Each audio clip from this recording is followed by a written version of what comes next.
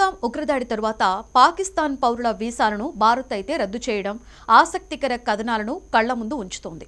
17 ఏళ్లుగా భారత్లో ఉంటూ ఇక్కడ ఎన్నికల్లో ఓటేసిన వ్యక్తి తిరిగి అక్కడికి వెళ్లిపోవడం లాంటివి మీడియాకైతే ఎక్కాయి.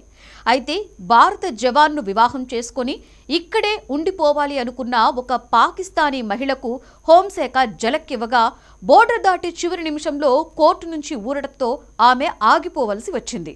పీటీఐ కథనం ప్రకారం పాక్ పంజాబ్కు చెందినటువంటి మినాల్ ఖాన్కు జమ్మూ కాశ్మీర్లో డ్యూటీ చేసే సిఆర్పీఎఫ్ జవాన్ మునీర్ ఖాన్కి క్రిందట ఏడాది మేలో ఆన్లైన్లో వివాహం జరిగింది.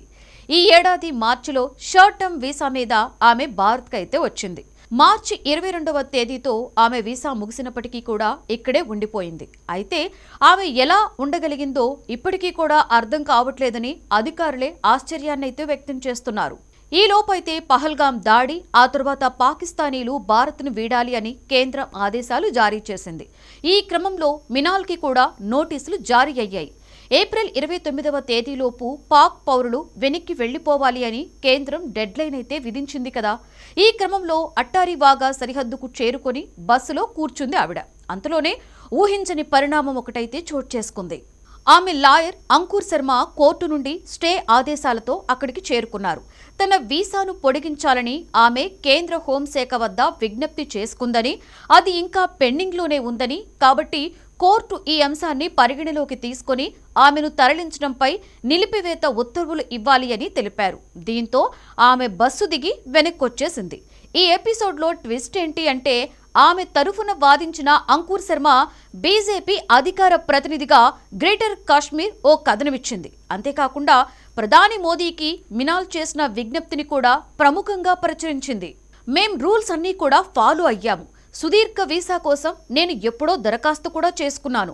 అది త్వరలోనే వస్తుందని అధికారులు మాకు చెప్పారు కూడా.